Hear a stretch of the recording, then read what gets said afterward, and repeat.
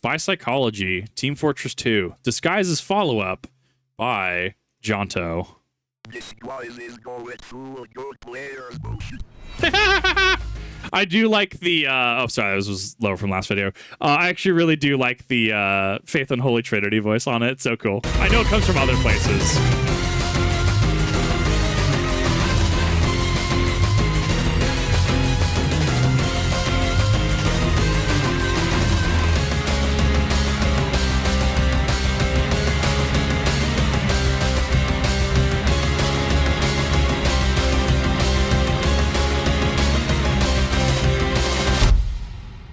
So yeah, love the this cop. is a follow-up to my Disguises video, which if you haven't seen it, go watch it. Now! I already did. Okay, if you're still here, you've either seen it, or you're lazy. In either case, let's get on with analyzing some funny clips. Funny clips. I mean, I'm both. I have watched it and I am lazy, so I meet this funny little intersection point. Part 1. I get stabbed. Nice. I think it's important to see what it's like from the perspective of the victim of a good disguise, so we can understand why it works. So back to this clip I showed in the original video. Okay, so I run up and start attacking these guys in front of me, and they retaliate. And this sniper appears in my vision, and like, yes, smartass, I know you know he's a spy because of the context of me showing you this clip, but bear with me. Am I concerned with the fact the sniper might be a spy? Or am I more concerned with the threat I know is right in front of me? Right. You have to pick and choose. So anyway, I do realize the sniper is a spy at the very last moment, as you can see me try to flick towards him, but because of lag, it's too late and I get stabbed. Rip. This clip is a really good example of how your attention is taken in situations like this. Yeah. Like, sure, I could have spy checked the sniper, but my current priorities are bigger. Yeah, exactly. Like, the spy capitalizes on the tunnel vision, on the chaos currently happening, and goes in for the W. Like, it's so cool how he operates, not necessarily in the tempos, but he kind of operates in between the tempo, in between the beats, right? Like getting some health. I'm low on health, and there's the nearest health pack. But whoops, that sniper was also a spy, and I completely fell for it. Rip. And again, look at this guy. He's not scoped in, but he's looking where a sniper would realistically be looking. He 100% did that on purpose, and that was no fluke. Can you scope in as a sniper? Like, is it? I don't know how you would do that as a spy. If so, I'm assuming you can't. I wanted health. I didn't have a medic GF. I got tunnel vision on a health back. This guy took advantage of it. Well done, Mr. Broke Boy. And a gold star. Finally, here's me just making my way to the fight. Everything looks fine, and then suddenly, spy jump scare! This guy may have beefed his stab, but if he knew I was behind him, he totally could have sidestabbed me on the way there. But then we get him, and another spy jump scare! Yes, we were so taken by surprise by the first spy that it takes us both a second to realize he's a clone of me with a missing head. Two factors that are a dead giveaway of a spy, and yet it took us both a second because we were a bit distracted. I love that these glitches happen where it's just like, and I would have gotten away with it too if it weren't for this meddlesome bug. It's so good. You'd be surprised at the things people don't notice when they're stressed or distracted. Wait. Part 2. Double acting. The echo. You know when you decide to be really funny and pretend to be a spy to your own team? Well, you can just do it on purpose so that your teammates shoot at you and trick the enemy into thinking you're legit. I call this strat double acting. And of course, you can ask your teammates to shoot you through verbal communication, but sometimes you don't have the time to go, No, that's cringe. hey, you, quickly, shoot at me! Or you have social anxiety. Yeah, yeah, I feel Okay, that. that was kind of fast. Part 3. All the stuff that I couldn't really put into a category, so whatever, I'm just doing it this way. Look at this. Ducks. I switched my disguise, run around the corner, pull out my mini beam, and look what this heavy does. Medic! Same game, me trying out the medic disguise some more. I jump on the point here, and this demo just lets me waltz right up to his back and stab him. It's got to be the medic. It's got to just be like I don't need to spy check the medic. I think what also helps here is my disguise has no cosmetics and could be taken for a free-to-play. Right. And free-to-play medics have a tendency to just sort of, forget to heal you.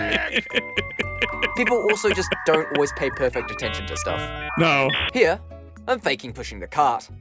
You'd think that this heavy would notice, but, Nope. How? I guess, yeah, if we're talking about operating, like, you know, not in the beats, but like within the beats, in between beats, right? In between the tempos.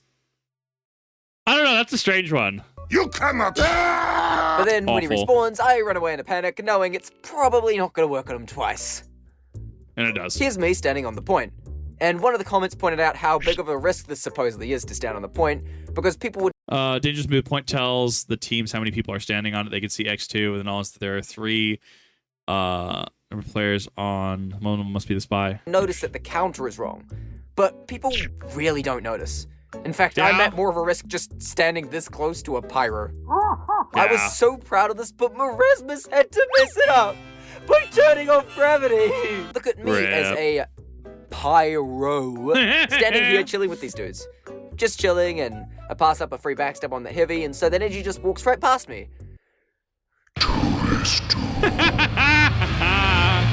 I mean, that too, right? So obviously, if he's doing a pyro, right, he probably looks like he has the power jack out, right? Does it actually show what he has out?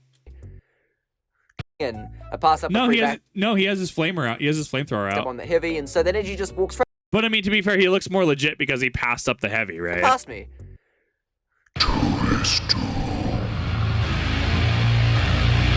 Oh look, here I am again. And that sniper over there in the distance is suspicious Oh, of me. oh. He fires a couple shots, but what do? I switch weapon.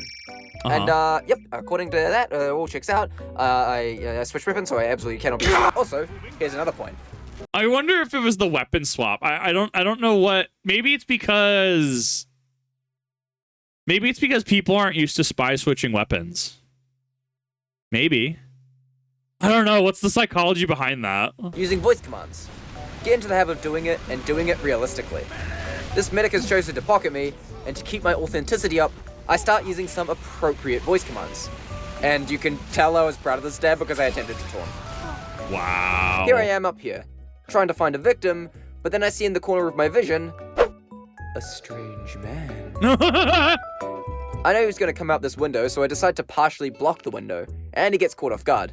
And so I stab him in the moment of confusion. And here I am, just wandering around looking for a victim, and Cheeky. By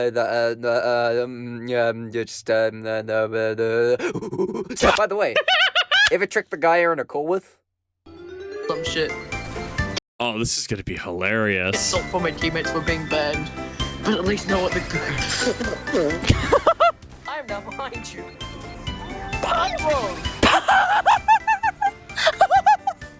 Wild. I know.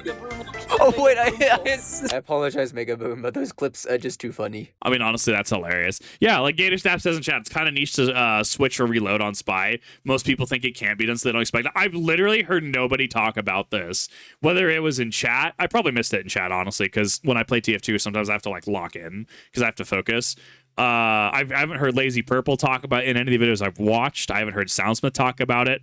In their defense, I haven't watched their entire backlog. They could have talked about this a number of times. I just haven't come across it.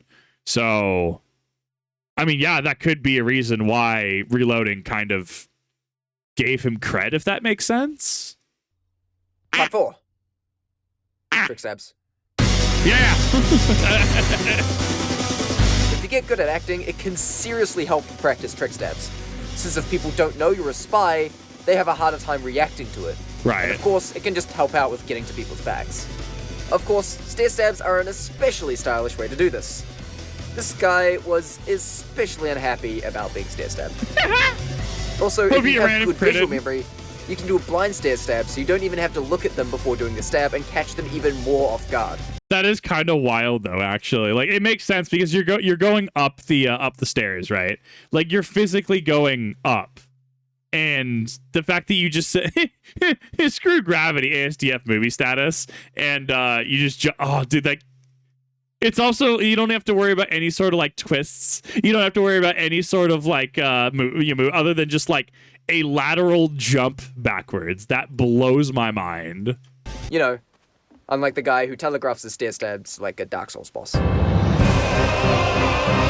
Yeah. Like look how much movement like that requires versus just jump up, move like jump up, press S, right? Like move directly backwards. That you don't need to know how to trick stab to be a good spy. Yeah, fair. High five. Comments. Oh. So I got some really good comments that brought up some things I missed. 1. That thing I said about turning on player models in the HUD. Yeah, well, if you're on a really low-end PC, this could tank your frame rate, so sure, thanks for pointing this out. 2. When you're disguised, you actually take no knockback, which sounds cool, but prevents you from damage surfing. Oh, I don't know what damage surfing is. You don't take knockback. How does that deal with, doesn't Scout, is it the winger has the pistol that knocks you back? So it just negates that? That's wild. Which is basically rocket jumping using the enemy's rockets. This comment pointed out that you can set an undisguised bind that works even while you're cloaked, so you undisguise yourself if you need to surf. Here is the command to set it up. It's also in the description. I don't even know how this works. That looks interesting, though. 3. You can avoid post-spawn wall hacks by temporarily disguising yourself as a teammate, which you can do by pressing the R key with the disguise kit, and then redisguise once you get into a spot, taking advantage of the reduced disguise time. And of course, I got some really creative ideas on how to trick people, some that never even occurred to me. And that just goes to show how much you can vary up your act to trick people. Red Ruby being the sandwich heavy spy. That is diabolical. So remember, be creative with your disguises. Uh-huh. Also, you can disguise as a hoovie to get stabs, but like, come on. Why would you do that? I'm sorry. What hat is that? I need this hat. Like whatever this is, I need to buy this. Knowing my luck, it's going to be a hat that's actually expensive. Like, I was looking at the Holy Mackerel collector chemistry set, because collectors' chemistry sets don't drop anymore. Dude, those are so expensive now. That is wild. Probably one of those that's actually out of print, out of drop tables, isn't it? Like, it's going to be pretty expensive. Hat. Did you see stack sandwich? That's the beauty of it. It's just sandwich hat. What more could you want from the heavy? That's just cruel.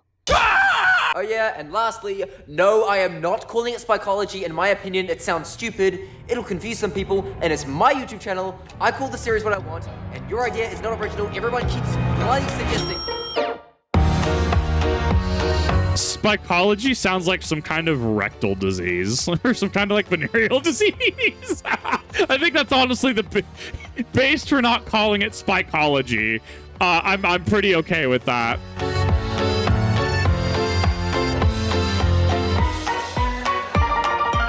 Just mash your EQ. Not like that. I love the kill binds.